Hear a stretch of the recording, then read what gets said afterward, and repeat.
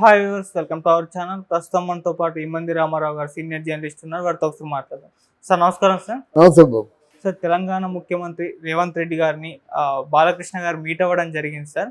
అయితే ఈ మీటింగ్ మరి సరదాగా ఊరికే అలా మీట్ అయ్యారా, లేకుంటే ఏదైనా రాజకీయ పరమైన ఉద్దేశంతో మీట్ అయ్యారా? అసలు ఎందుకు మీట్ అయ్యారు సార్? దీనికి కారణాలు ఏంటి సార్?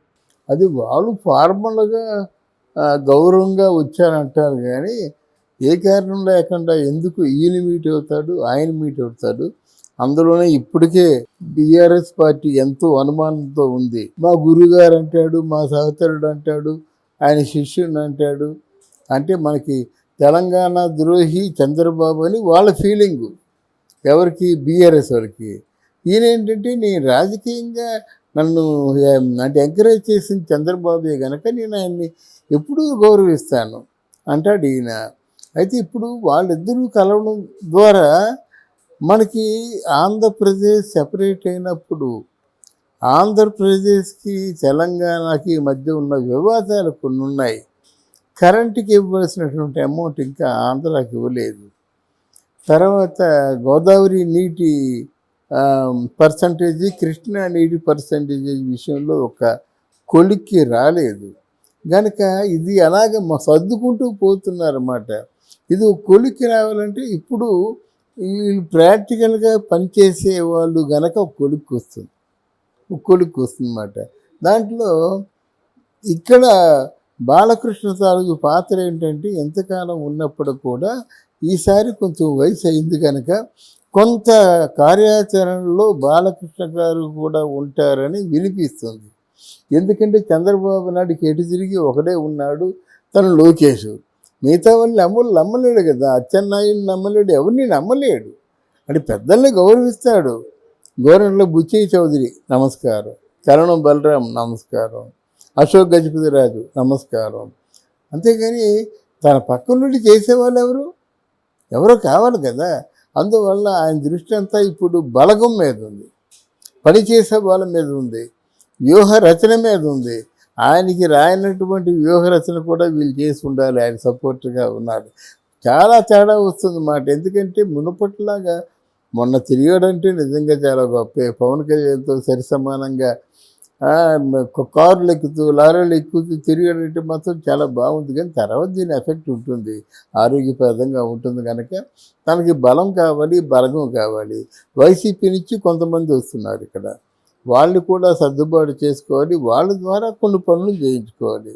ఎందుకంటే అన్ని ఊర్లలో అందరూ ఆ ఊరికి తగ్గ మనిషి ఉంటేనే ఈజీగా పనిచేయగలుగుతాడు. ఊరిలో మన తాలూకు లీడర్షిప్ లేదనుకోండి, ఇంకెవరే ఉన్నారనుకో, ఆ ఊరికి వెళ్తే ఏదో ఒక ఆటంకం చేస్తూనే ఉంటారు. ఎందుకంటే ఇంతవరకు ఈ తగులు సమస్యలు పరిష్కారం కాలేదంటే దానికి కారణం మన శిష్యుడు ఉన్నట్టయితే పనులు అయిపోతాయి, రూమ్లో కూర్చున్న పనులు అయిపోతాయి.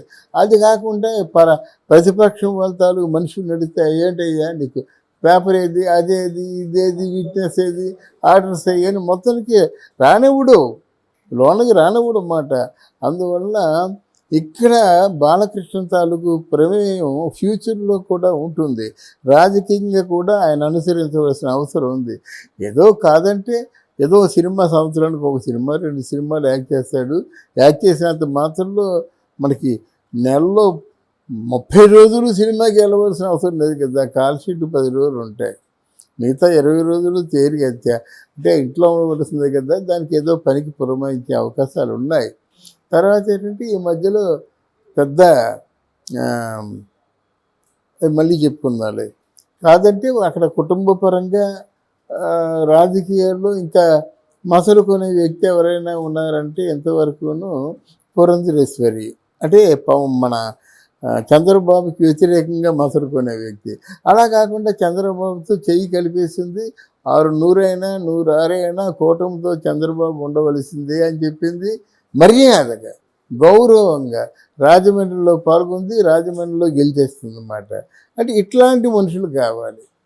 అంటే తెలుగుదేశాన్ని అలాగా అంటే అరచేతుల్లో పెట్టుకొని కాపాడేటువంటి మనుషులు కావాలి. కనుక మనుషుల కోసం వెతుక్కుంటున్నాడు. ఆ మనుషులు అంటే ముసలోళ్ళు కాదు, మళ్ళీ 2-3 నడిపించేవారు కాదు. ఉత్సాహంగా ఉరకలు వేస్తున్న ఆ కోరికలతో, అంటే ప్రజలకు మంచి చేయాలనే కోరికలతో పరిగెత్తే నాయకులు కావాలి. ఆ నాయకుల్లో బాలకృష్ణ ఒకడు. అందువల్లనే రేవంత్ రెడ్డికి రేపు పొద్దున్న నేరుగా వచ్చి చంద్రబాబు నాయుడు కలిసినా వచ్చిన నష్టం లేదు ఇక్కడ. అంటే అప్పుడు ఏమంటాడంటే, ఎవరైనా ఏమంటారంటే రేవంత్ రెడ్డి బీజేపీలో కలుస్తున్నాడు అంటారు. అన్నీ వచ్చేసాయి కదా మాటలు, మనమే చెప్పుకున్నాం కదా. ఎప్పటికైనా రేవంత్ రెడ్డి బీజేపీలో కలవలసింది, దానికి వేరే మార్గం లేదు. ఎవరైనా నదులన్నీ సాగరంలో కలవలసిందే. As far as Modi and Amit Shah are concern. అది అందువల్ల నదులన్నీ సముద్రంలో కలవలసింది కనుక అనవసరం ఎందుకు మనం ఆరాటపడడం. వాళ్ళతో మంచిగా సఖ్యతగా ఉంటూనే మన కోరికల్ని సాధించుకుందాం అన్నటువంటి ఆలోచనకు వచ్చేసారు వీళ్ళు దూరంగా. బయటికి చెప్పకపోయినా వాళ్ళ ఆలోచన అది అక్కడ. ఎందుకంటే కేంద్రం నుంచి ఫండ్ ఇవ్వాలంటే వాళ్ళు ఇవ్వాలి, మోదీ అమిత్ షా ఇవ్వాలి. కేంద్రం నుంచి ఏం కావాల్సిన వాళ్ళే ఇవ్వాలి. మరి ఈ మధ్యకాలంలో కేంద్రం మనకేమి ఇచ్చింది? 0, బిగ్ జీరో. అప్పులు తీసుకున్నాడు. కేంద్రం నుంచి తీసుకున్న అప్పులు కాదు, వేరే అప్పులు తీసుకున్నాడు. అర్థమైందా? మీరు స్టేట్ బ్యాంక్ ఆఫ్ ఇండియా నుంచి ₹1,00,000 తీసుకున్నట్టయితే కోఆపరేటివ్ బ్యాంక్ నుంచి 5 లక్షలు తీసుకున్నారు. అలాగే ఇంకక్కడ కెనరా బ్యాంక్ ఉంది, అక్కడే 5 లక్షలు 6 లక్షలు తీసుకున్నారు. మీ ఫ్రెండ్ దగ్గర 5 లక్షలు తీసుకున్నారు. నీ అప్పు 1 లక్ష అంటే ఎలాగా? స్టేట్ బ్యాంక్ ఆఫ్ ఇండియాలో రికార్డెడ్గా ఉన్నది 1 లక్ష, అన్రికార్డెడ్గా ఉన్నవన్నీ కలిసి 10 లక్షలు అయిపోయాయి కదా. అలా తీసుకుంటే మరి ఆ అప్పులు ఎప్పుడు తీరను? మద్యం మీద 25,000 కోట్లు తీసుకున్నాడు. చంద్రబాబు వచ్చి తీర్చవస్తుందే కదా వడ్డీ. కొన్ని వేల కోట్లు వడ్డీ కడుతుందంటే ఎట్లా? అందువల్ల ఆ కేంద్ర ప్రభుత్వంతో సఖ్యతగా ఉంటే, కేంద్ర ప్రభుత్వానికి లెక్కలు కరెక్ట్గా చూపిస్తే వాళ్ళు ఇస్తారు. దేశ ప్రగతి కోసం అందులో కల్లా వికసిత్ భారత్ అన్నాడు, వికసిత్ ఆంధ్రప్రదేశ్ అన్నాడు. అందువల్ల ఈ వికసిత్ ఆంధ్రప్రదేశంలో, వికసిత్ తెలంగాణలో వీళ్ళిద్దరూ భాగస్వాములు అయితే తప్పకుండా అందరూ హర్షించవలసింది.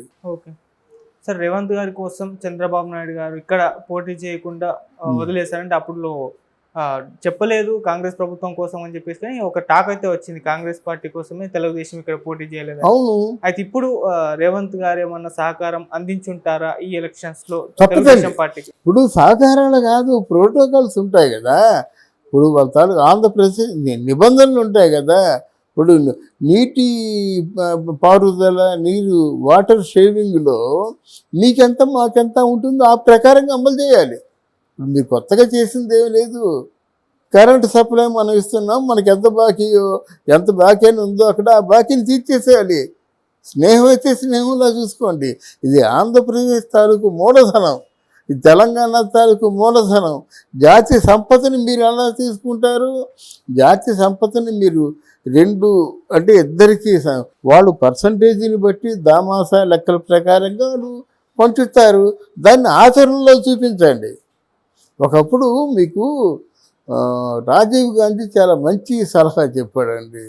ఏం చెప్పాడంటే, నేను ఇచ్చినప్పుడు అంటే కేంద్ర నిధులు ఎలాగ ఆవిరైపోతాయంటే, నేను ఇంత పెద్ద ఐస్ ముక్క ఇచ్చాను నీకు, నువ్వు ఐస్ ముక్క వాడి నిధులు పెట్టావు. అలాగే 20 మంది చేతులు మారేసరికి ఐస్ ఎక్కడ ఉందంటే కరిగిపోయింది అన్నారన్నమాట. కేంద్రం నిధులు కూడా అలాగే అయిపోతున్నాయి రా బాబు. అందుకని ఇచ్చిన నిధులేమో ఇంకొకరికి ఇవ్వకుండా నువ్వే నేరుగా ప్రజలకు అందజేస్తే అంతకంటే మంచిది ఏముంది? డెఫినెట్గా ఒక మంచికి ఇది సంకేతం.